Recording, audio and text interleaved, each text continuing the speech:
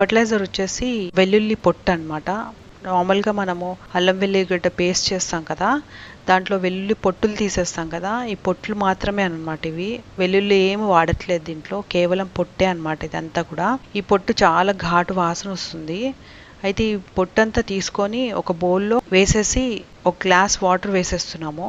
అందులోనే ఒక మిరపకాయ ఉండిపోయింది, అది కూడా యాడ్ చేసేస్తున్నాను. మిరపకాయ లేకపోయినా పర్లేదు, ఓన్లీ వెల్లుల్లి పొట్టైనా సరిపోతుంది.